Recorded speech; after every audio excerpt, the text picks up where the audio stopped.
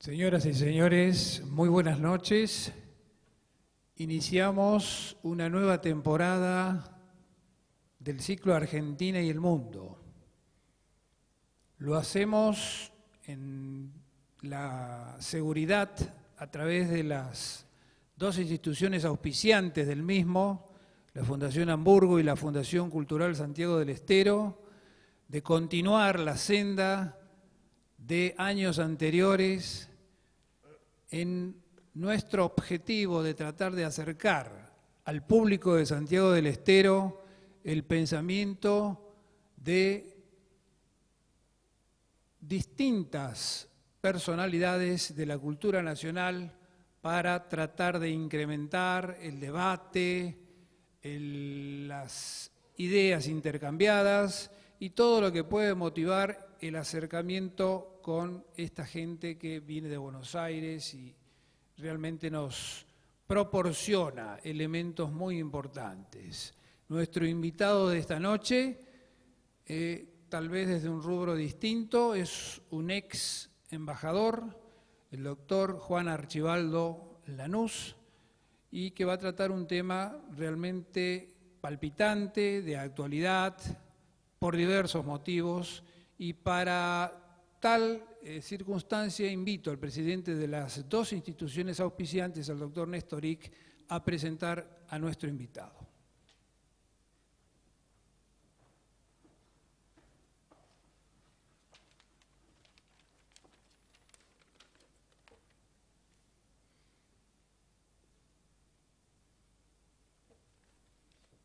Muy buenas noches. Bienvenidos a una nueva temporada del ciclo Argentina y el Mundo, que desde hace varios años organizan en este salón la Fundación Hamburgo y la Fundación Cultural Santiago del Estero, en el afán de acercar a nuestra comunidad el pensamiento de diversos exponentes de la cultura nacional. Nuestro invitado de hoy es el embajador Dr. Juan Archibaldo Lanús, quien abordará el tema Argentina frente a los cambios mundiales, los grandes desafíos de nuestro país en el siglo XXI. Nuestro planeta está hoy habitado por casi 7.000 millones de habitantes que hablan una enorme cantidad de lenguas y dialectos, pertenecen a distintas razas y religiones y se adhieren a diversas ideologías. Viven en más de 100 países que poseen sustanciales diferencias, tanto en sus sistemas de gobierno como en sus situaciones económico-financieras, culturales y educativas.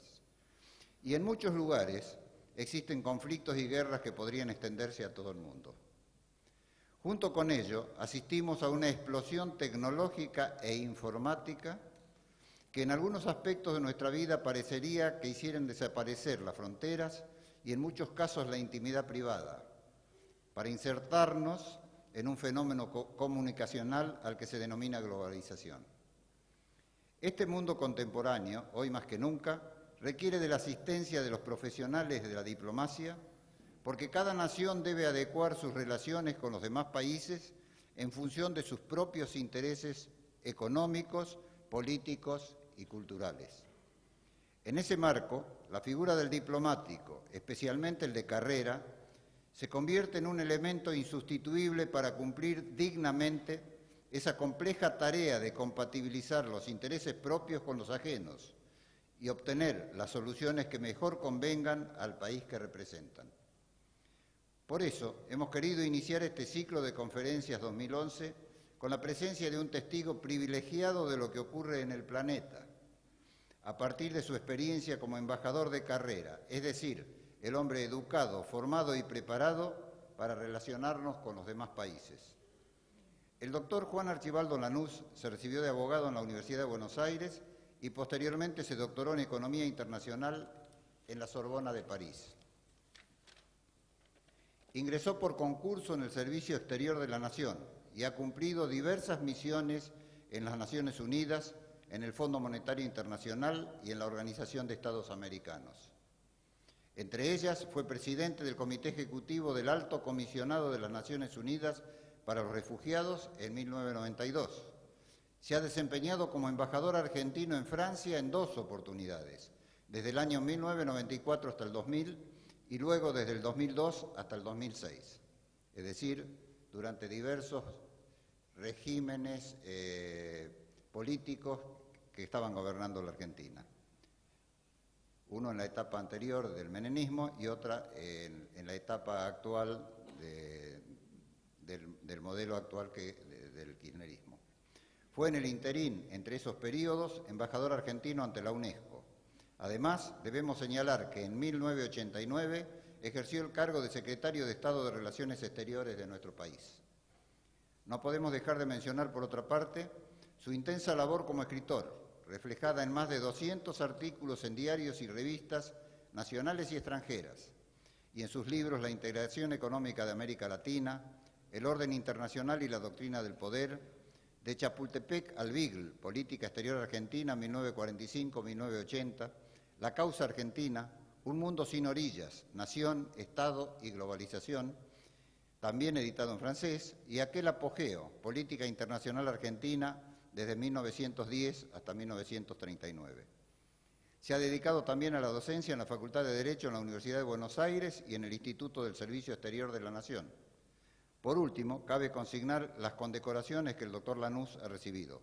Comendador de la Legión de Honor de Francia, Gran Oficial de la Orden del Mérito de Francia, Gran Cruz de la Orden del Ejército Argentino por méritos distinguidos, la Orden Ecuestre Militar Caballero Granadero de los Andes en el grado de oficial, Gran Oficial de la Orden de Caballería San Mauricio y Lázaro, y Caballero Iure Sanguinis de la Sacra y Militar Orden Constantiniana de San Jorge. Estos destacados antecedentes avalan su innegable experiencia y despiertan un legítimo interés por escuchar su palabra autorizada en el tema que ha seleccionado para esta noche. Con ustedes, el doctor Juan Archibaldo Lanús.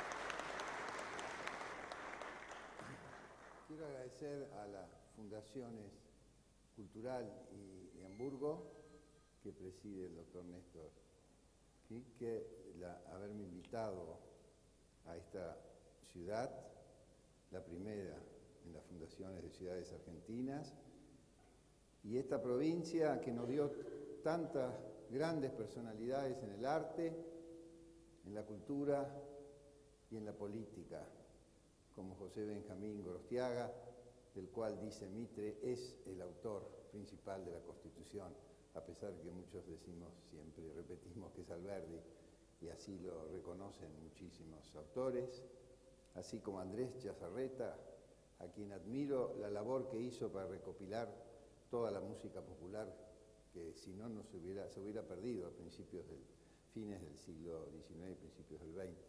Ustedes saben que Chazarreta fue el que escuchaba la tierra y anotaba todas las canciones populares, de ahí sale el folclore que conocemos hoy, que se pudo escribir, porque estaba en los ranchos sin escribir, y fue Chazarreta, este magnífico santiagueño que hizo esa obra. Y en fin, tantos hombres como Di Lulo, que ustedes acaban de hacer la obra entera en varios tomos. Alguien dijo que Santiago es la matriz político-social de la Argentina. Así que muchas gracias, estoy muy contento de estar aquí, y gracias por el recibimiento que me han dado, muy agradable. En todo sentido, he visto al gobernador y a la Corte, al Supremo Tribunal hoy, y otros amigos. Muchas gracias, doctor. Yo creo que el destino de la Argentina, su rango internacional, su soberanía política y la calidad de vida de nuestra población dependen en gran parte de nuestras relaciones con el resto del mundo. Es decir, que nuestras metas nacionales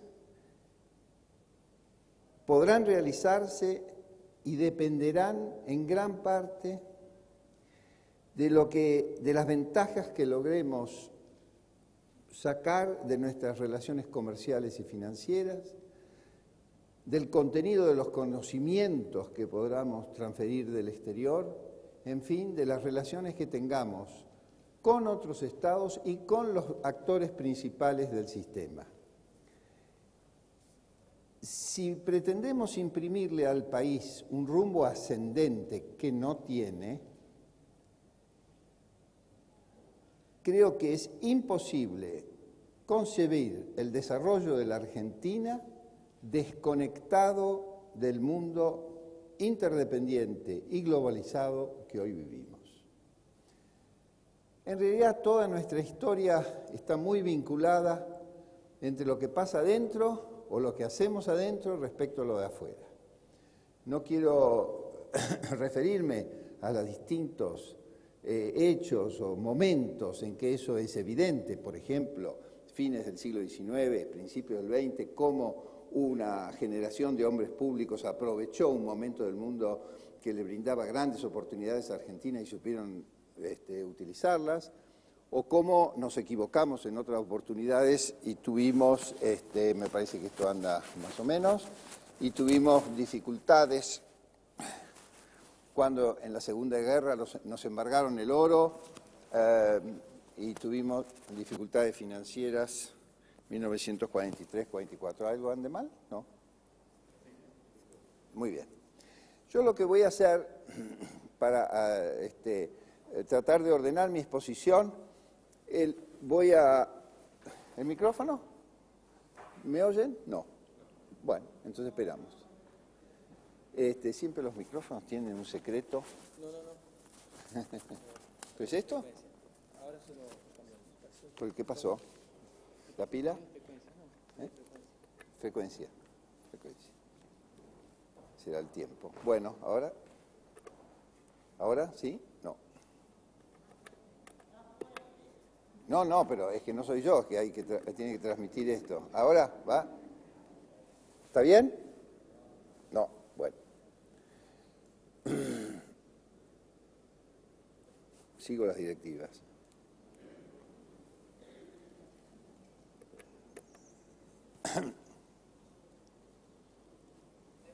Ahora está, bueno. ¿Escuchan ahora más o menos? No tengo la impresión que sale.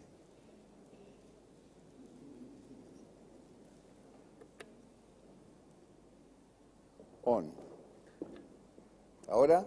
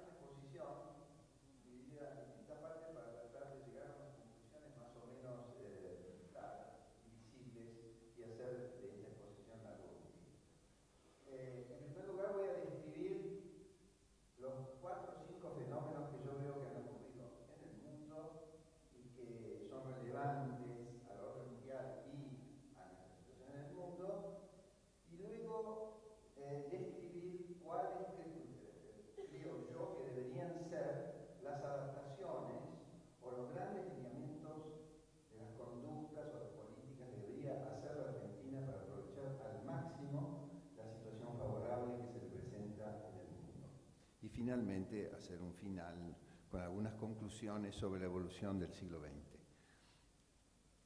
Yo he detectado, de acuerdo a mi lectura, que hay 5 grandes acontecimientos que sucedieron desde la instauración de la democracia, y los 5 fueron inesperados. Ninguno fue previsto ni por los futurólogos, ni por los intelectuales, fueron de repente, como lo fue en este momento, como lo han sido esas rebeliones en los países árabes.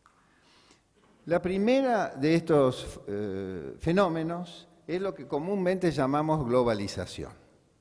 Y yo quisiera hacer algunas conceptualizaciones sobre qué quiere decir globalización y qué efectos tiene.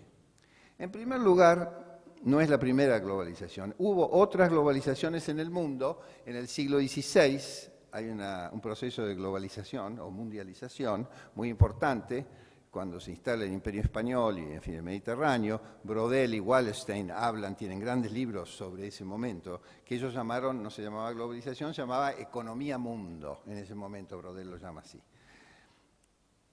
Después eso, con el mercantilismo, se anula y vuelve a haber otro proceso de globalización cuando Gran Bretaña anula el proteccionismo agrícola en 1849, lo que llamó los Corn Laws, los anula, y empieza una expansión extraordinaria del comercio, de la inmigración, de los movimientos en el mundo. Es todo lo que conocemos nosotros al final del siglo XIX, todos esos libros donde los viajeros y los grandes movimientos de capitales, las inversiones inglesas en la Argentina, etc. Es un momento de globalización que fue roto en 2 etapas. La primera, levemente clausurado en parte por la Primera Guerra Mundial y luego definitivamente por la crisis de 1929, que inaugura un proceso de intervencionismo y proteccionismo estatal. Esa fue una evolución. Y luego, a finales del 70, a principios del 80, se abre un nuevo proceso de globalización en el que estamos actualmente. ¿Qué diferencias tienen? Son muy distintos. La primera globalización, la del siglo XVI, está dirigida por los estados. Es una organización organizada, es una globalización organizada por los estados-naciones en ese momento, los grandes estados marítimos y comerciales. La del siglo XIX es una organización impulsada por los mercados. Y esta es una globalización que no se previó y que está impulsada por innovaciones tecnológicas en la comunicación y el transporte. En realidad empezaron con ese invento que hicieron Vinton Cerf y Robert Kahn, que inventaron los chips, ¿se acuerdan? Fines del 70, principios del 80, y luego este hombre genial, que es Tim Berners-Lee, que inventó el no espacio, un lugar que es inexistente, que no ocupa lugar, que es la WWW, que se puede acumular cosas en un espacio abstracto. Esto cambia completamente la comunicación entre distintos actores en el mundo, por eso alguien ha dicho que es la era de la conectividad. Es decir, el tiempo ganó el espacio y la geografía ha dejado de tener el peso que tenía por este fenómeno de la comunicación instantánea. Hay muchos libros sobre esto, ustedes habrán leído, Friedman habla del mundo plano, el mundo flat, y hay una enorme cantidad de interpretaciones, etc. En realidad, lo que hay que retener es que, ¿qué es lo que cambia?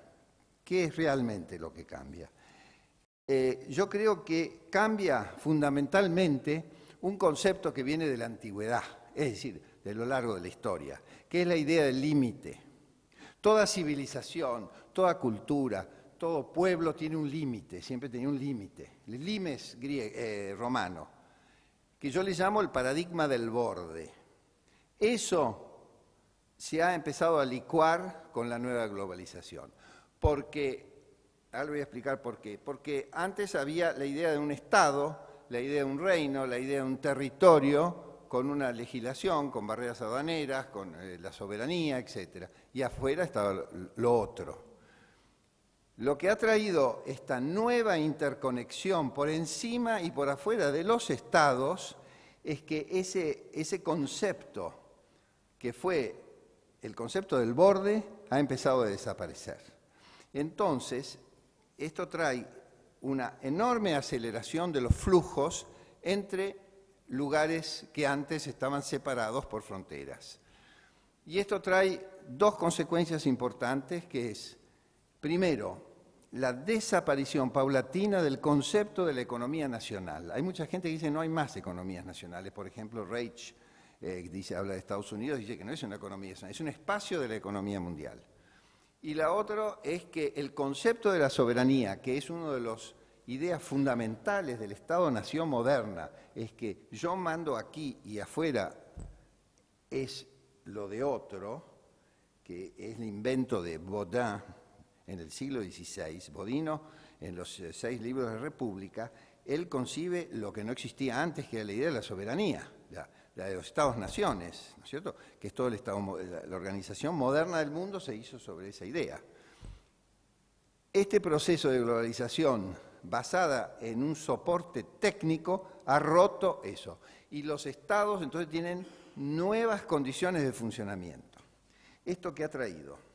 Varias consecuencias. Para hacerlo simple, digo, primero, la primera consecuencia muy importante es la erosión del Estado-nación, que concepto fundamental. Esto lo trata muy bien John Gray en un libro, El falso amanecer, donde dice, él habla en inglés y dice, es en inglés el libro, dice, the leak of power, hay una pérdida de poder, es como si fuese un tanque que se está perdiendo, que el poder se le va a los estados, y eso se nota, por ejemplo, cuando Francia quiso hacer explotar en Mururoa una bomba atómica, un ensayo atómico, y vienen los de Greenpeace, se le ponen alrededor de los barcos de la Marina francesa y le paran a la Marina francesa 4 señores con una banderita en unos chinchorros, unos barcos chicos. Es decir, eso nunca hubiera podido ocurrir en el siglo XIX o a principios de la primera mitad del siglo XX. El Estado que hoy tenemos es completamente distinto del Estado staliniano o el Estado de Churchill o el Estado nuestro de la época de Roca o inclusive en el siglo XX, ¿no es cierto? El Estado de Perón, nada que ver, es otro Estado dentro del contexto mundial. El otro fenómeno que ocurrió es la aceleración de los flujos financieros que salieron del control de los Estados, que es la mundialización de las finanzas, que hoy día son 100 veces más que el comercio internacional, no controlado por los Estados. Está en paraísos fiscales, en 20, 30, 40, 100, 500 operadores que hacen transacciones en un mundo donde los Estados han perdido el control. Después vamos a hablar de ese tema. Entonces tenemos la porosidad de las fronteras y un tema importante que es la pérdida de autonomía del poder de los Estados en materia macroeconómica. De más en más, la economía nacional depende de las relaciones que se establezcan con el afuera, con el resto del mundo. Pero no solo eso, sino que como los Estados han tenido que regular esta nueva aceleración de vínculos, se han hecho negociaciones muy complejas en los últimos 20 años que, más que tratar los temas internacionales, tratan los temas nacionales. Por ejemplo, yo fui uno de los negociadores de la Red de Uruguay, estuvimos 5 años negociando, ¿y qué negociábamos? Y negociábamos los subsidios internos de la comunidad, las leyes internas de Japón respecto a tal, la propiedad intelectual, todos temas internos. La propiedad intelectual, las condiciones sanitarias, si se podían imponer reglas sanitarias, etcétera, etcétera, etcétera. O mismo las tarifas aduaneras. Entonces parece ser que el derecho internacional y las obligaciones internacionales no se refieren más a las conductas del Estado en el sistema internacional, sino que el orden internacional entra al interior de las fronteras para hacer cumplir normas nacionales que se adapten al sistema. Entonces, y esto se aplica no solo a las cuestiones económicas, sino también en materia de derechos humanos, en materia de ecología, hay normas ecológicas, en materia, muchas materias, lavado de dinero, tráfico de drogas, etc., cada vez más. Entonces, tenemos el siguiente, aparte de la desaparición de la idea del borde, hay un nuevo fenómeno que es una paradoja.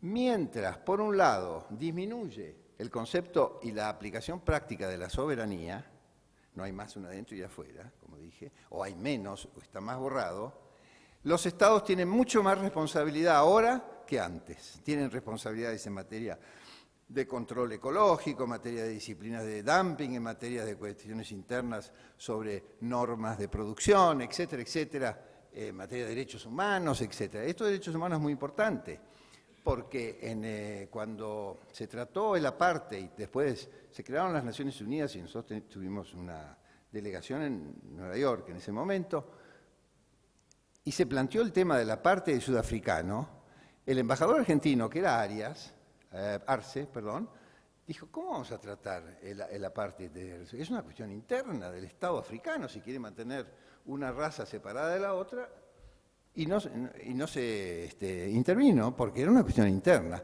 Hoy en día sería inconcebible.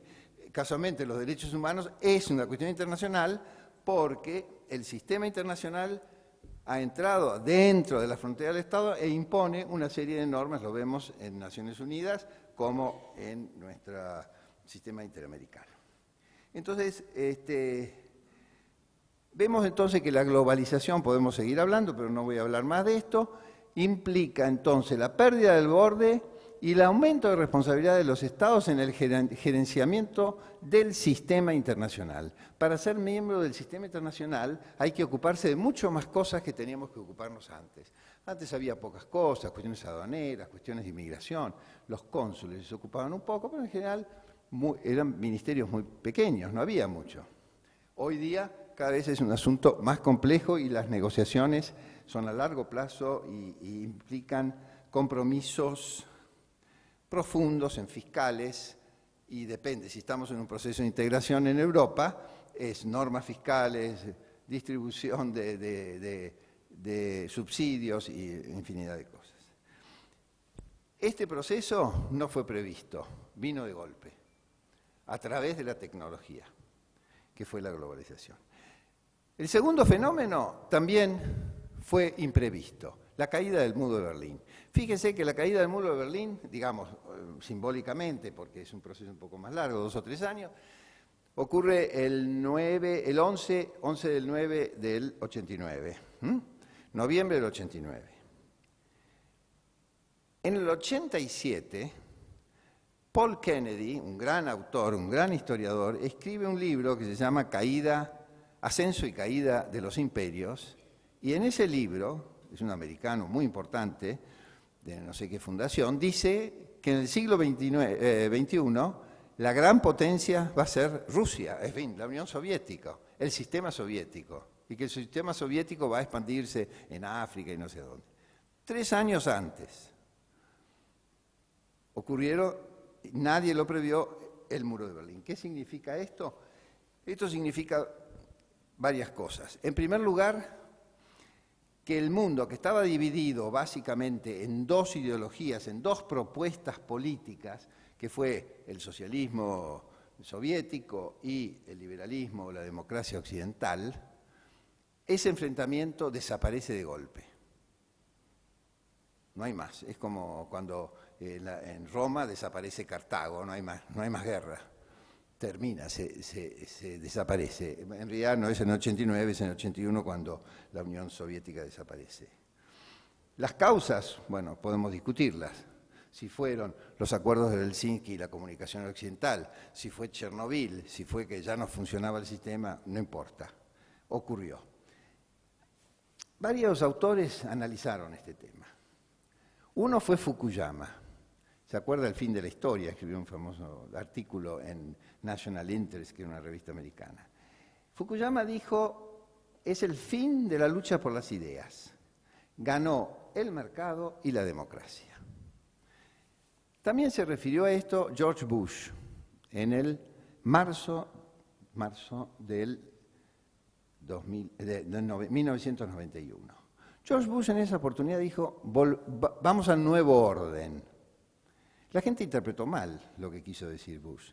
Lo que quiso decir Bush es que volvemos al orden de las Naciones Unidas.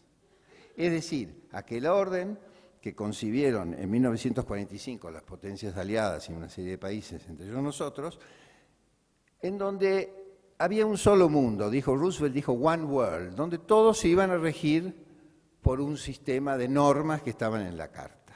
Es decir, un mundo integrado con un sistema de seguridad colectiva, no dividido por la cortina de hierro o por el enfrentamiento que provoca la Unión Soviética a partir del bloqueo de Berlín en 1948. Entonces dijo, vamos a volver a aquel sistema. Estas dos ideas en realidad no sucedieron.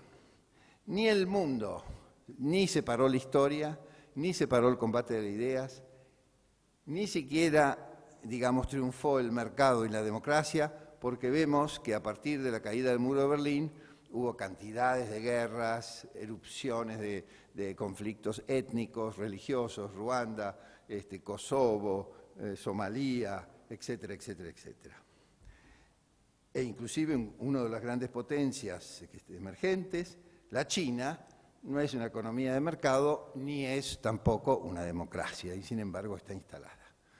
Entonces, el sistema de Naciones Unidas no se restauró, pero sí la caída trajo como consecuencias por lo menos dos hechos importantes. Primero, el sistema bipolar se rompió. Vivimos en un mundo multipolar. En realidad, quizás unipolar por la defensa, pero en lo que aspecto comercial y político, etcétera, es multipolar. Y dos, se terminó el conflicto ideológico. No estamos en el fin de la historia, sí en un nuevo orden. Quiero para los estudiantes y ahí de aquí de Ciencia Política o de Relaciones Internacionales hacer una pequeña referencia al orden, porque hay a veces alguna confusión. El orden que estableció las Naciones Unidas, es decir, en 1945, no implicaba ni democracia, ni economía de mercado, ni suprimía la guerra.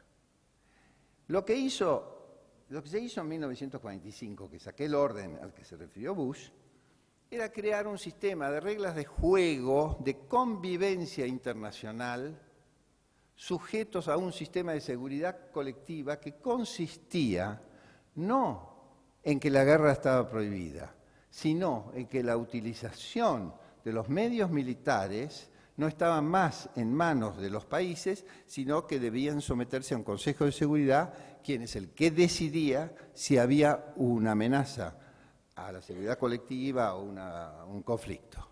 Entonces era el sistema de seguridad el que decidía. En realidad era una desnacionalización del poder militar y lo sometía a un procedimiento que estaba fijado por la Carta.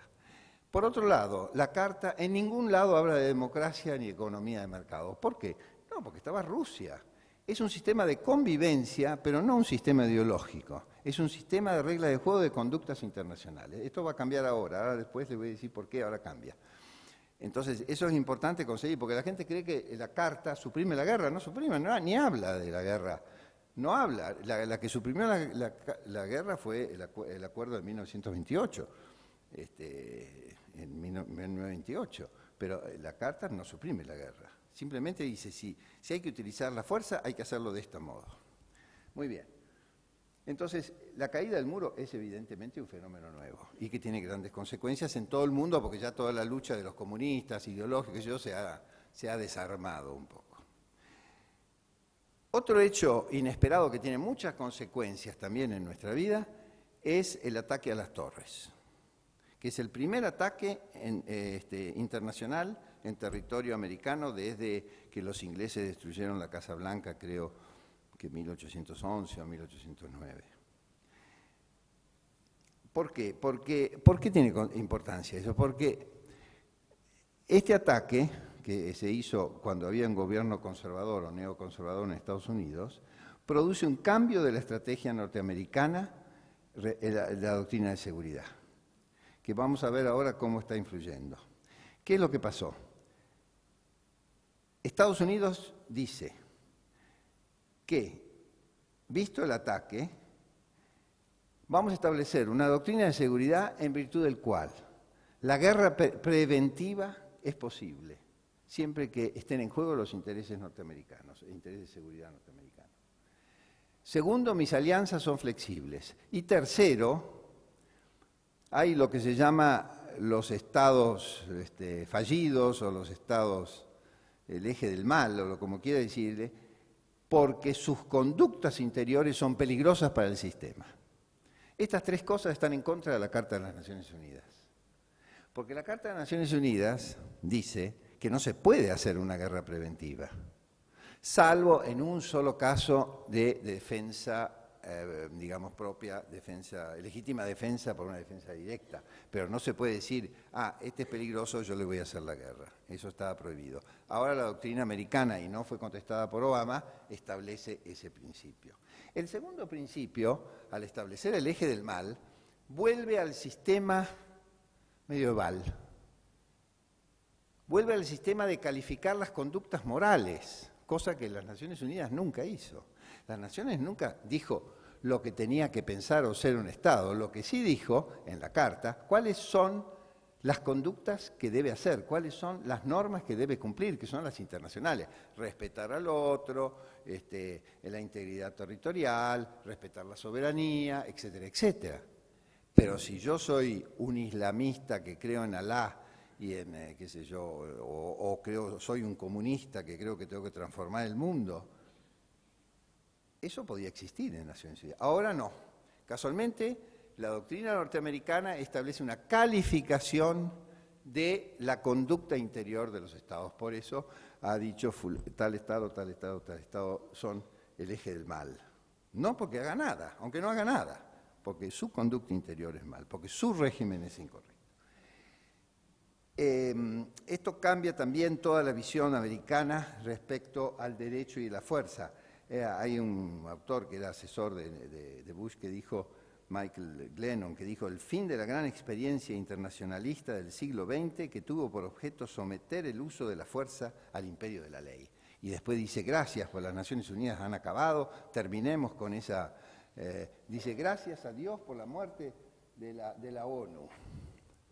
El mito de las Naciones Unidas como fundamento del orden internacional. Es decir, esa es la doctrina conservadora, que todavía no ha sido explícitamente anulada por los Estados Unidos.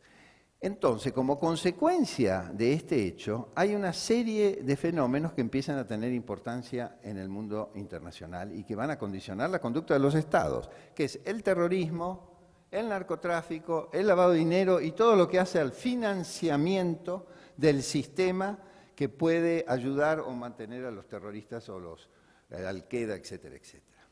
Esto es consecuencia del ataque a las torres y del cambio de la doctrina norteamericana. Y provoca una profunda divergencia, a que no me voy a referir por razones de tiempo, entre Estados Unidos y algunos países europeos, entre ellos Francia, que con motivo de la invasión a Irak en el 2003, hubo una gran divergencia entre Dominique de Villepin, ministro de Relaciones Exteriores de Francia, y Estados Unidos, donde los franceses dijeron hay que respetar el sistema de la Carta, es decir, someter la decisión al Consejo de Seguridad, y por supuesto ahí había el veto soviético y el veto francés y el veto chino. Entonces Estados Unidos, aplicando la doctrina que les digo, inició la intervención en Irak sin autorización de las Naciones Unidas. La guerra de Irak sin autorización de las Naciones Unidas, y siguió con Inglaterra y otros países que al principio apoyaron. Esto es un cambio importante en el sistema, que todavía no está resuelto y no sabemos cómo va a evolucionar. Otro fenómeno muy importante que nosotros tenemos que tener en cuenta es que ha cambiado el pivote central, el rol del pivote central alrededor del cual se organizó el mundo desde el siglo XVI, que fue Europa. ¿Por qué? Porque ese corazón del mundo, digamos, fue el motor de todo el sistema de crecimiento económico a partir del siglo XVI. Era el centro de la innovación tecnológica, el centro del desarrollo económico, de las inversiones, etc. y se ha corrido a la periferia. Esos impulsos, esa capacidad de ahorro, esa capacidad de crecimiento, se corrió a la periferia y hoy día ha formado un grupo de países que se llaman los BRIC, que son China, Rusia, India y otros países, Brasil, etcétera, etcétera. Es la primera vez que la periferia tiene un crecimiento que es el doble o más que los países centrales. Quiere decir que los países centrales, Estados Unidos, Alemania, la Unión Soviética, etcétera, etcétera, están perdiendo posiciones dentro del orden mundial. Y China se ha transformado en una de las posibles grandes centros económicos del mundo y para nosotros muy importante lo que ha pasado, me voy a referir ahora, sobre nuestras exportaciones. Rápidamente hay otro fenómeno que no me voy a referir por razones de tiempo, que es la crisis financiera que ocurrió también inesperada en el 2008 cuando cae Lehman Brothers y viene todo el fenómeno que ustedes conocen financiero, con motivo de la subprime y todo eso. Es un poco complejo, pero no lo voy a citar, pero no voy a explicarlo, pero sí quiero citarlo. Quiere decir entonces que estamos en presencia de un mundo que es distinto del que fue hace 40 años. El mapa que tiene que ver la Argentina es distinto y tiene muchas consecuencias en lo que nosotros debemos hacer para adecuarnos a esa situación. Todavía es incierto muchas cosas, por ejemplo, el rol de China, no sabemos en qué va a terminar. Hay 4 hipótesis en realidad para China. Una es que China haga de polizonte en el barco del liberalismo del Occidente, entrando en la OMC, etcétera, pero sin cumplir nada, como está haciendo ahora. Es decir, se queda, dice sí a todo, pero no cumple. Tiene una moneda subvaluada, en fin, está ganando en posiciones muy importantes. La otra es que diga, bueno, sí voy a cumplir, entonces entro en el sistema multilateral y estoy igual que la Unión Soviética, etc. La otra posibilidad es que diga, no, voy a ser gran potencia con Estados Unidos. Entonces inicie una política distinta de crecimiento militar, etcétera, etcétera. Y otra alternativa es que la China quiera ser la primera potencia mundial y se transforma en la superpotencia.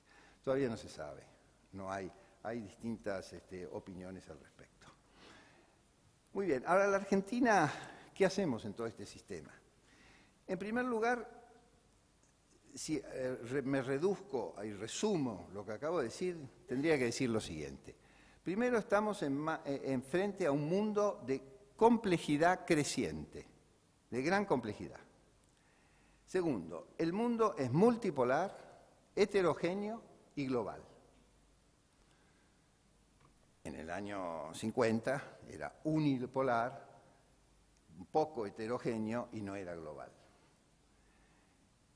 Hay discusiones sobre si el Estado el Estado de Westfalia, el Estado-nación que se creó en el siglo XVI, iba a subsistir o no, si iba a ser barridos. Yo creo que el Estado continuará y continúa siendo la arquitectura central de las sociedades. Diríamos que es el único institución, el único espacio donde el pueblo puede ejercer la autonomía política, la identidad cultural y la libertad.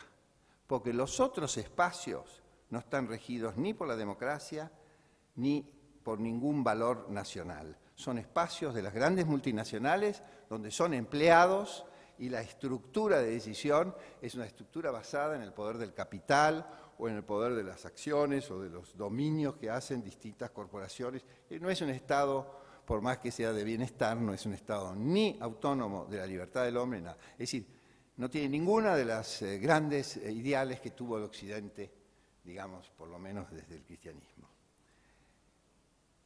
El otro fenómeno que vemos es que la nueva sociedad global tiene paradigmas que se están unificando en todas las sociedades. Cuando nosotros vemos la juventud de Hong Kong se parece mucho a la juventud nuestra en la noche, en todo, porque se están unificando los valores y muchos hábitos productivos, muchos hábitos de consumo. Hay una aceleración de los flujos, sobre todo en ciertas capas sociales, ¿no es cierto? No en toda la sociedad, pero en ciertas capas sociales. Y en tercer lugar, quisiera destacar que hay una nueva economía, y esa nueva economía es el fin del taylorismo. El taylorismo, ¿se acuerdan? A principios del siglo XX, que lo invitó, la Ford fue la primera que hizo, ¿no? La producción en masa, con la gente en línea, etcétera, etcétera. Vamos a un sistema desconectado de conversión, de interconexiones entre espacios productivos deslocalizados. El recurso principal no son ni los recursos naturales, nada, es la inteligencia. Y el factor fundamental del crecimiento y de la innovación es la educación y el régimen institucional y legal de un país. Es lo fundamental, hoy en día. Podemos tener todos los recursos que queremos, pero si no hay inteligencia y no hay educación, no podemos utilizarlo. Ni siquiera podemos manejar un tractor complicado. Un peón de campo hoy tiene que estar perfectamente interiorizado en el manejo de una pequeña computadora para manejar un camión. Antes a caballo, con cosas fáciles. Hoy día cada vez más la educación. ¿Qué es lo que debería hacer la Argentina para adecuarse? ¿Qué son los grandes desafíos que yo creo que tiene que hacer? En primer lugar, son institucionales. Tenemos que tener un Estado profesional y tenemos que saber diferenciar el Estado del gobierno. En la Argentina, Estado y gobierno es la misma cosa, más aún. El Estado es el botín de guerra de la política y está capturado por intereses políticos y no intereses profesionales de aptitud para gerenciar un Estado complejo en negociaciones complejas. Como dijeron, bueno, hay muchos escritos sobre esto, que las relaciones entre hoy no es entre gobiernos, sino entre administraciones. Lo que importa es la logística de la administración. Esto que voy yo, porque soy amigo de fulano, o me abrazo con Chávez, y no sirve para nada, no existe. Directamente es una cosa para los diarios. Lo que importa son las estructuras estatales que pueden negociar y modificar las relaciones de poder o económicas, tecnológicas entre países. Esto exige, a mi juicio, cambiar el Estado argentino. Es decir, cumplir con ciertos estándares logísticos, si no la Argentina es totalmente incompetente para varias cosas que voy a señalar ahora. El segundo desafío político institucional es que tenemos que tener un sistema político en funcionamiento, de las garantías y la democracia, que es el primer escalón para calificar un país. ¿Por qué? Porque el sistema de globalización ha traído que los países también están calificados. Y les voy a decir por qué.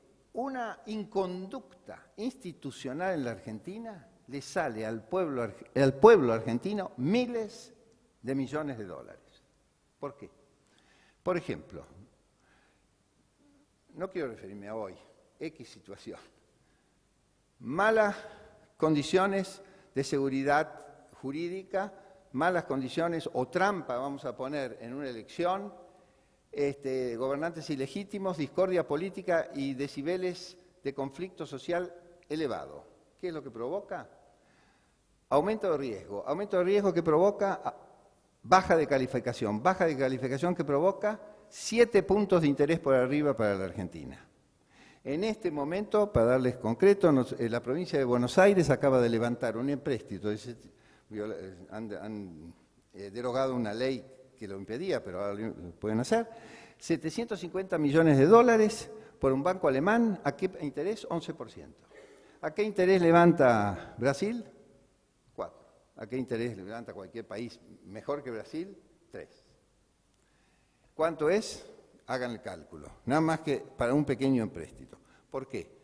Porque las condiciones institucionales del país implican un riesgo superior y el riesgo de la Argentina sube. Hoy día la Argentina tiene el riesgo país segundo en el mundo, viene el peor de todo Venezuela, segundo la Argentina. La gente no lo quiere ver, pero yo lo digo. Segundo, hay desafíos políticos. La Argentina tiene un problema interior político complicado, que ha hecho, después voy a hablar brevemente sobre eso, que el país no pueda realmente desarrollarse. Primero, una discordia larga de más de 150 años. Ya lo dijo Joaquín B. González en su libro El juicio del siglo. Esa hiedra feroz que nos carcome, que nos, él llama el vértigo disolvente, le decía, un muy buen término, vértigo disolvente, decía que era esta discordia interior, que bloquea. Ustedes vieron que ahora el Parlamento argentino ha adoptado la gran decisión de que no van a adoptar ninguna decisión y salvo una reunión por mes porque se pelean todo el tiempo, no pueden ni siquiera sancionar un presupuesto. Muy bien. Entonces, lo que necesita un país moderno para entrar en este sistema es consensuar, maximizar los consensos en la sociedad. ¿Para qué? Para que posibilidad de hacer políticas nacionales a largo plazo, políticas de Estado. Y esas políticas de Estado no pueden estar basadas en la opinión de un gobierno, sino en la opinión de un sistema, de una sociedad. Si no, es imposible, porque viene el otro. Y tenemos por lo menos desde la llegada de Irigoyen, que cada gobierno llega para cambiar lo que hizo el anterior. Y si ustedes analizan los discursos presidenciales, todos empiezan lo mismo, hablando de que el horror de la herencia recibida, etcétera, etcétera, etcétera. Quizás con razón, pero bueno, eso es lo que ocurre. Otra exigencia política del sistema moderno es que hay que erradicar la corrupción, otro elemento que eleva enormemente los costos económicos argentinos. La Argentina en este momento, según Transparency, está entre los países más corruptos del mundo, tenemos 2,7, algo por el estilo, en el 100 y pico del lugar, nadie lo quiere ver, todo sigue muy bien. Además, no cumplimos con la convención que se firmó sobre el cohecho internacional. Y finalmente hay que hacer una política de unidad nacional, como todos los países, que funcionan. Hay que haber un sistema que permita tomar decisiones colectivas en unidad. En cuanto a lo económico, dentro de este sistema, hay que aceptar primero las reglas internacionales. Cuando firmamos una regla internacional tenemos que cumplirla. Caso contrario, estamos sujetos a los paneles del GATT, etcétera, etcétera. En este momento, por ejemplo, hay muchas decisiones que estamos incumpliendo, ni siquiera con reglas o resoluciones. De hecho, le dicen, paren entre 4.000 autos que están en la aduana, lo paran. No, lo paran, lo pueden parar. Una cuestión policial. Pero eso trae un enorme perjuicio a todo el sistema.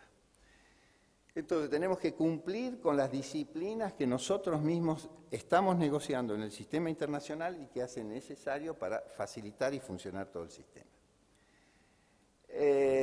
Bueno, hay varias. La política de Estado, cumplir con la palabra, es muy importante. Nosotros estamos señalados como violadores seriales por muchos autores. Hay un estudio que se ha hecho, que es uno de los países que más viola. Nosotros estamos en emergencia permanente, desde 1922, que lo aprobó la Corte, la emergencia, hizo una emergencia habitacional en ese momento. Si nosotros analizamos, hay varios estudios de Basterra, Mariral, etcétera, sobre las emergencias, vamos de emergencia en emergencia. Y la emergencia permite sacarle la plata a la gente, o robarle al Estado, también muchas veces hay una gran exacción al Estado, y en todo tipo de negociaciones, de contratos, de renegociaciones, pasan de dólar al esto, al otro, todos lo han visto ustedes lo que ha pasado. Eso hay que pararlo, para que el Estado pueda funcionar y la sociedad por lo menos no gaste tanto plata. Finalmente, nuestra sociedad tiene que basarse en la confianza, en la defensa, ¿no es cierto?, de nuestros intereses y la valorización de tres cosas que me parecen necesarias en el sistema moderno, que es la decencia, la ética y la inteligencia. Valorar la inteligencia, cosa que desgraciadamente no hace. Para terminar, quiero hacer una referencia a lo que le pasó a la Argentina en el último siglo. A comenzar el siglo XX, nosotros estábamos señalados en todos los libros como una futura gran potencia. Hay una carta muy interesante de Pellegrini, que se llama Las Cartas Norteamericanas, que mandó, se llaman Cartas Norteamericanas porque es lo que sucedió en Estados Unidos, pues las manda de París, en 1904. Y dice que se vio con Roosevelt, el viejo Roosevelt, aquel del garrote, y que le dijo, ustedes van a ser los Estados Unidos del Sur. Y él lo pone en esa carta. Ortega y Gasset, cuando vino en 1924, aparte de hacer algunas observaciones que estuvimos hablando hoy aquí, él dijo que el pueblo argentino exige de sí mismo un futuro soberbio. No les habría una historia sin triunfo. Colin Clark, el gran economista que hizo The Economic Conditions del Crecimiento, dice, Argentina en 1950 igual que los Estados Unidos. Teníamos un ingreso, de acuerdo a Madison, que es el que estudió bien todas estas cosas de la OCDE, en 1913 teníamos el mismo 75% de ingreso de un norteamericano, 75% y más o menos el inglés más o menos igual. Y teníamos por kilómetro cuadrado, antes de la guerra del 14, más ferrocarriles por kilómetro cuadrado que los Estados Unidos. Era el primer país ferrocarrilero.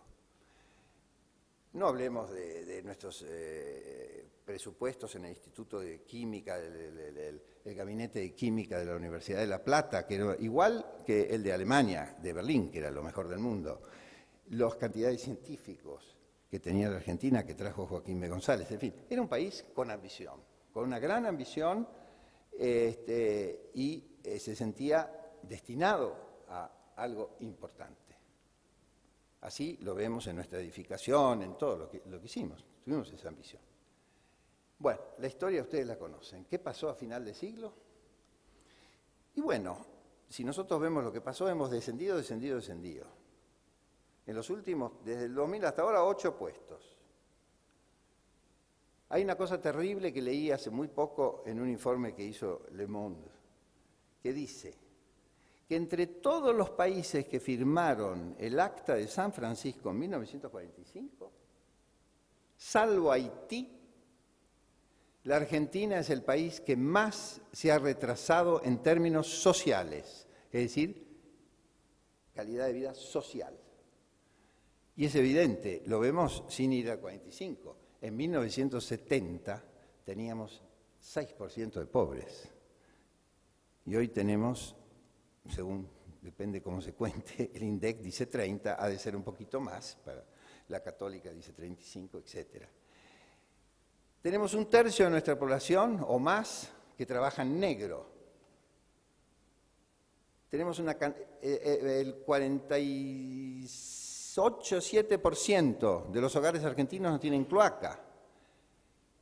Los últimos informes de PISA en materia de educación son terroríficos. Hay varios artículos de Guadagni, están todos en el diario. Entonces decimos, toda esta fiesta que estamos hace mucho tiempo, por cierto, hay algo que no coincide cuando van a los papeles. Entonces, yo diría que visto los grandes cambios que hay en el mundo, que se están produciendo, la Argentina tiene que tomar conciencia de la necesidad de adaptarse a estas nuevas condiciones de progreso que se le ofrecen extraordinariamente, porque el mundo se ha transformado por las grandes modificaciones que han hecho los países asiáticos y otros en grandes demandantes de nuestros productos, y lo que ha hecho que nuestras exportaciones han tenido un vuelco muy importante. Hemos tenido, superávit comerciales extraordinarios que podríamos dedicarlos a el desarrollo y, en fin, el cambio de varias condiciones sociales, etcétera, del país. Nuestro gran desafío es volver a retomar esa confianza en la capacidad que tiene la Argentina de crecer, de desarrollarse y de establecer una sociedad libre, en condiciones extraordinarias. Somos el 8º país del mundo en materia de extensión territorial. Todos los que nos preceden son grandes potencias, económicas, militares o políticas, salvo nosotros, y los que vienen después también. Hay algo que nos pasa, simplemente tomar conciencia y volver a hacer lo que aquel verso de Darío, ¿no? Argentina, sobre la Argentina del centenario de 1910. Y yo creo que estamos en condiciones, por la inteligencia de nuestro pueblo, y si tomamos conciencia de que el mundo está cambiando y que tenemos que tener una respuesta. Y yo creo que el futuro no es lo que va a pasar, sino lo que nosotros seamos capaces de hacer. Gracias.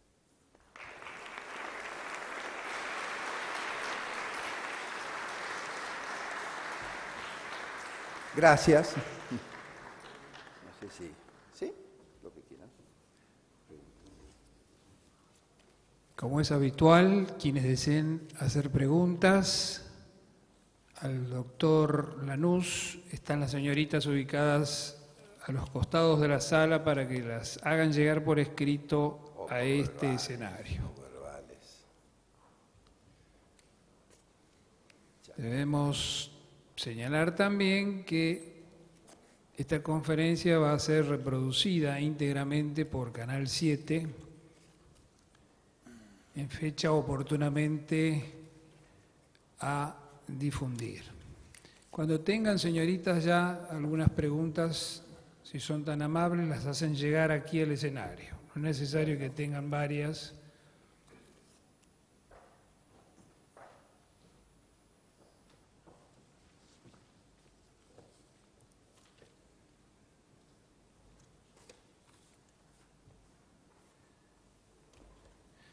Acá hay una pregunta, doctor, que dice más o menos cuál es la perspectiva del Mercosur, el UNASUR. ¿Es algo posible de emular a la Comunidad Económica Europea? ¿Sí? ¿Hay otra pregunta?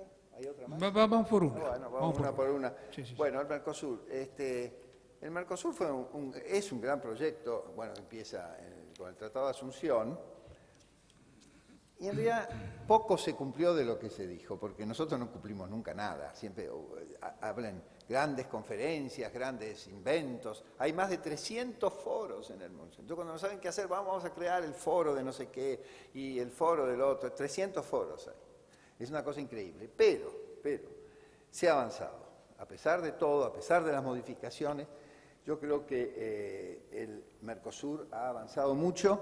Fíjese que nosotros... desde el 90, vamos a poner, hasta ahora, el comercio del Mercosur hemos multiplicado por 7, cuando el resto del mundo por 5. Nosotros hoy el Mercosur es el principal cliente exterior argentino, 24, 25%.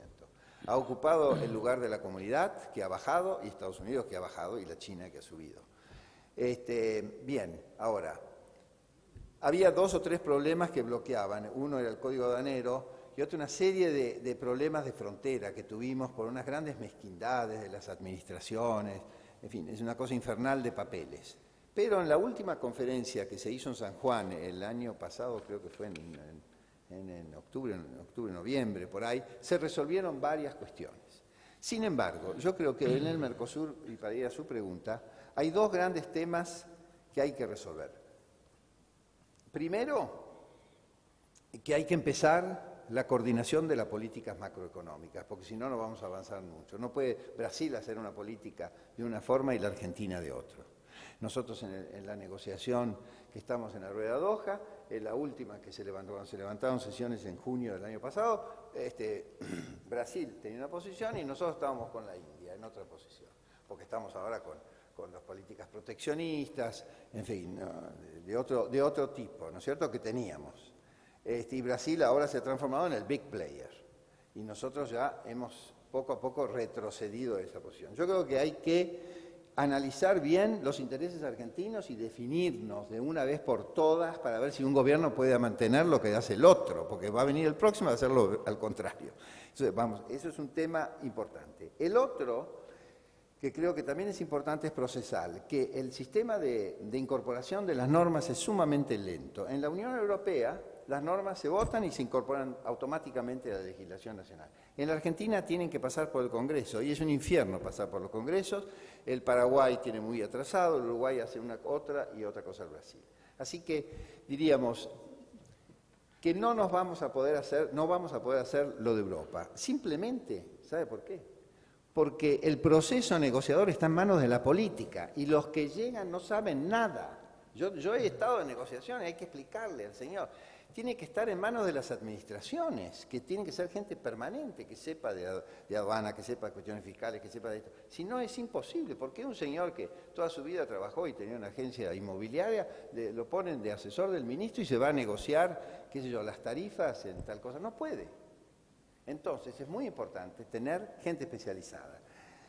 Brasil la tiene, nosotros es muy cambiante. Ahora estamos un poco mejor que hace 4 o 5 años, que era terrible.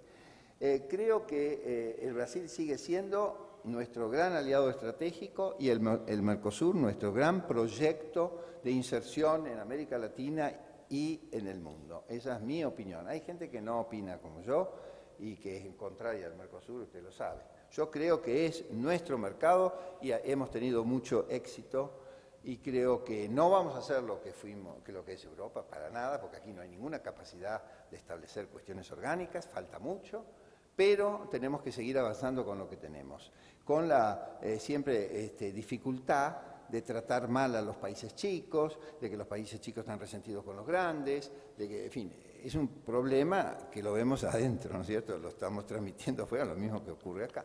Pero creo que debemos hacer el esfuerzo y vale la pena porque Brasil es nuestro principal cliente. Gracias. La siguiente pregunta nos traslada a su ámbito literario.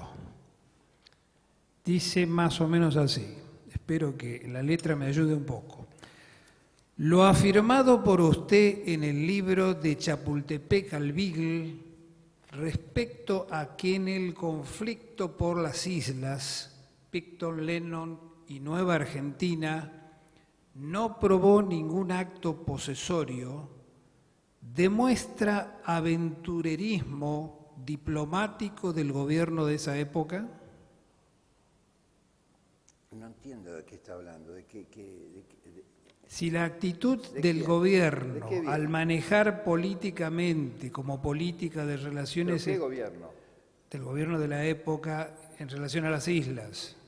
¿Quién era? Videla, gobierno militar. Aquí nos ayuda Joffre, nos da el año con su gran memoria, 1978. ¿Eh? La guerra, yo no toqué la guerra, pero puedo hablar de eso. Sí, puedo hablar, pero no, eso no digo, me parece que no digo eso, no sé a qué se está refiriendo, a un artículo mío puede ser. Sí, no, se refiere al libro, a una afirmación suya del libro, pero bueno, lo derivamos hacia... No toqué la guerra, en el libro llega al 80, y me parece que eso se refiere a la época de la guerra, sí. ¿Eh?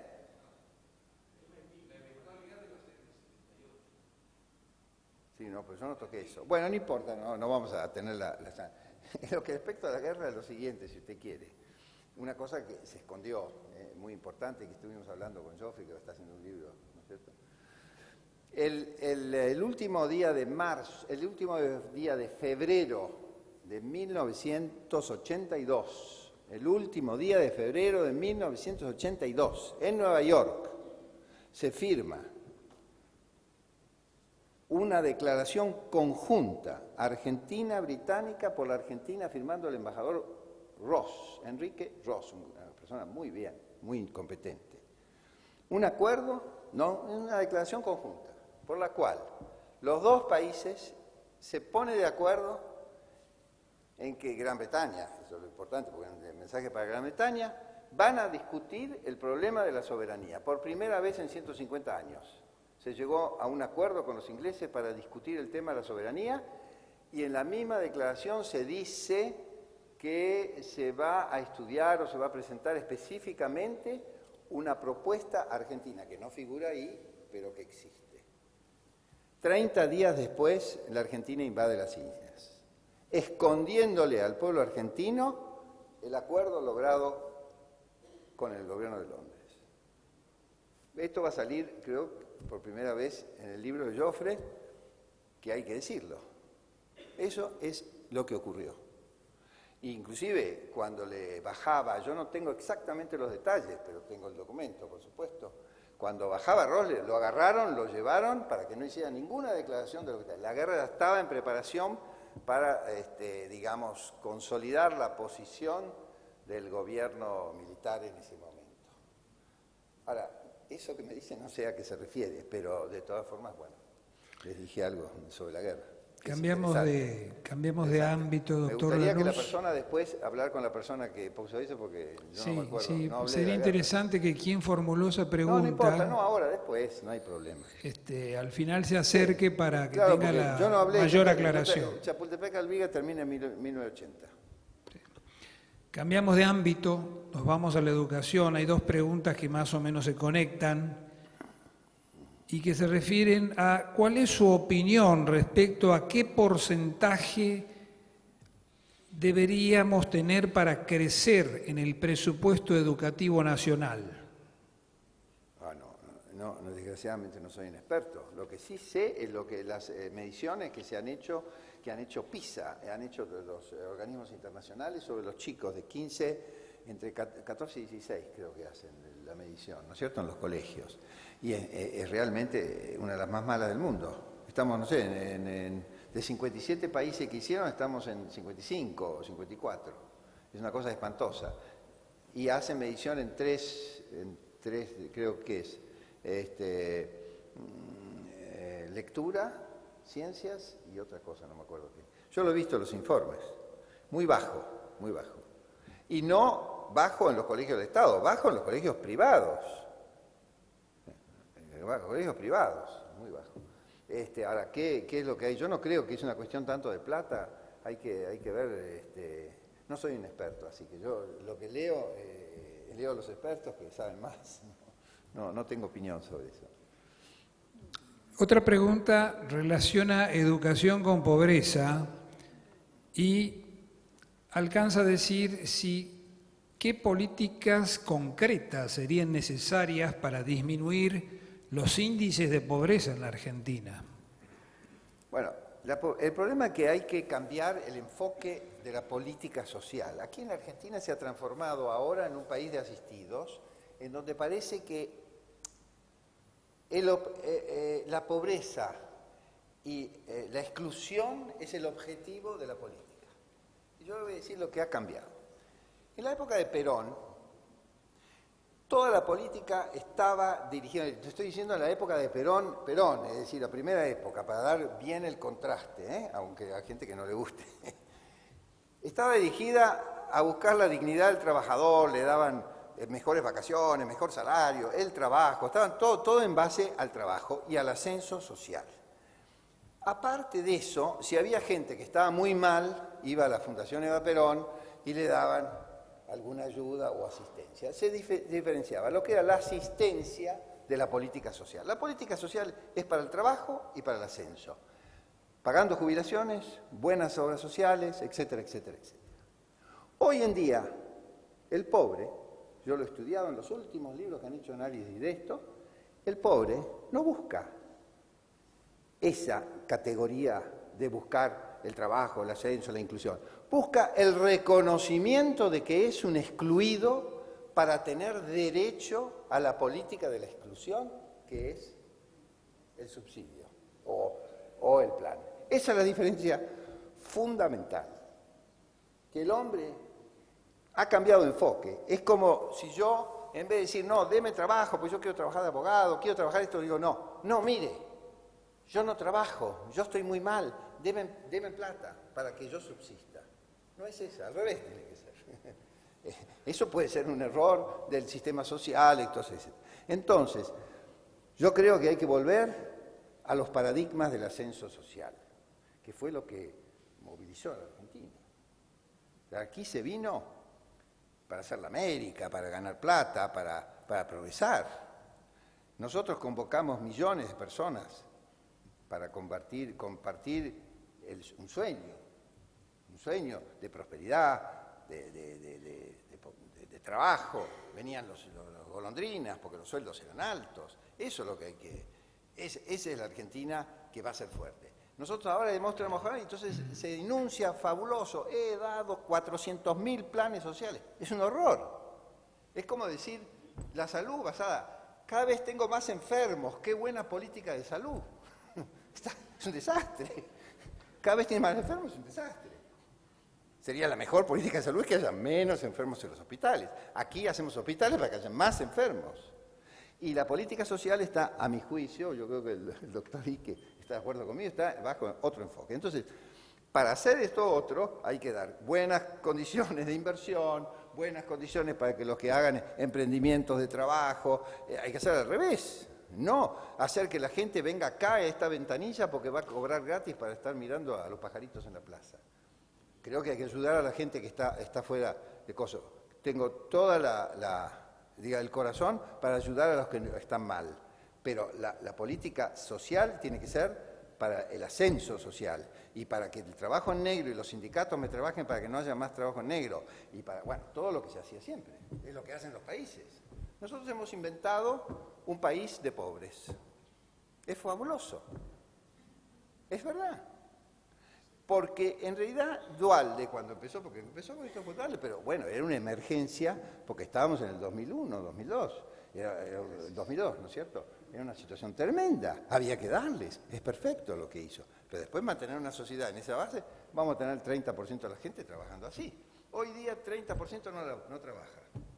30% es negro y 30% trabaja, o un poquito menos no trabaja, digamos, hay un 20%, digamos, de la más o menos. Lo he visto, ¿eh? Pero el negro es increíble, hay una sociedad en negro.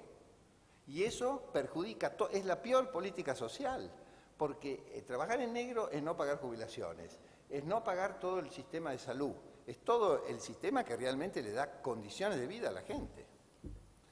Así que yo tengo otra visión. Aumento de salario, yo veo buen salario, buena jubilación, es una política contra la pobreza, al revés, dentro de mis conceptos, ¿no es cierto? Bueno, vamos a ir a una última pregunta, doctor. Bueno, soy diplomático, no estoy en la política social. Hablando de diplomacia, y a raíz de su larga experiencia como diplomático, ¿qué países considera usted, además de Brasil, que son los principales o que deberían ser los principales socios estratégicos de la Argentina? Bueno, nosotros tenemos que ver a dónde están nuestros intereses, a dónde estamos ubicados, en qué mundo pertenecemos, ¿no es cierto? Pertenecemos al mundo de herencia occidental, pertenecemos a América Latina, entonces no tenemos que inventar mucho.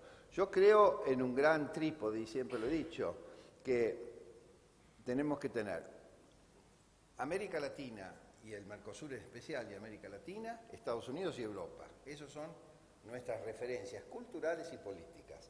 Y luego un gran socio estratégico de los países emergentes como la China y los grandes compradores, pero es otra la dimensión, es una dimensión más comercial, porque es muy difícil establecer una relación particular de la Argentina con China. Ya hemos tenido muchas dificultades por otros temas, ¿no es cierto? Pero sí una política comercial muy activa con China. Y nuestros grandes clientes es la India también, el Asia. Pero nuestro encuadramiento tiene que ser con el mundo que nos pertenece, que es América Latina, coordinar con América Latina una mayor participación en el sistema multilateral, mejorar nuestro prestigio, nuestra credibilidad en el sistema multilateral, en la OCDE, en Naciones Unidas. Son planteos de ese tipo lo que yo propugno. Ganar amigos donde podemos realmente conservarlos y no solamente por una cuestión accidental. Y tenemos que tener buenas relaciones con Estados Unidos porque últimamente la situación no es muy buena y tenemos una especie de fijación malsana, y lo mismo con Europa, con las empresas europeas, es un desastre. El tratamiento que estamos dando a algunas empresas es espantoso. Y les digo una nomás, Aguas Argentinas, la que tenía la concesionaria, los delegados del sindicato y de la Secretaría en ese momento era, no sé si era Secretaría de Obras Públicas o cuál, entraron en la empresa, se acapararon de todos los escritorios antes de que se hiciera el decreto de rescisión del contrato. Una cosa soviética. Diga que, bueno, antes, el día anterior. Entraron, usted sale de acá y el tipo no entendía nada. Es decir, nosotros tenemos que volver al derecho, que es lo civilizado, ya lo decía Aristóteles. O tenemos el gobierno de los hombres o el gobierno de la ley. La Argentina ha elegido el gobierno de los hombres. Bueno, si tuviéramos hombres virtuosos, sabios, educados, corteses, por ahí puede andar. Pero nadie se fía de eso, ni los americanos, ni nadie. Es mejor el gobierno de la ley. Y desgraciadamente, el gobierno de la ley en la Argentina sabemos lo que ha pasado. Es así. Y para terminar, los dos grandes proyectos, las dos grandes banderas políticas que inspiraron todo el accionar de generaciones en la Argentina, por lo menos desde Roca o desde, qué sé yo, de la Constitución, sí, de Roca vamos a poner, hay dos grandes banderas políticas. Una, comicios limpios, que empezó Alem, Mitre, Estrada, en el Jardín Florida, etcétera, etcétera. Tuvieron 100 años luchando, hubo miles de muertos en la Argentina. para buscar los comicios limpios. La otra es la justicia social. Ninguno de los dos está logrado en 100 y pico de años de historia argentina. Seguimos todavía sin lograr esas dos pequeñas cosas, después hay otras, ¿no? Muy bien. Doctor Juan Archibaldo Lanús, mucho le agradecemos su presencia y su conferencia. Los invitamos a todos ustedes a un nuevo encuentro de Argentina y el mundo y muchas gracias por su asistencia de esta noche. Buenas noches.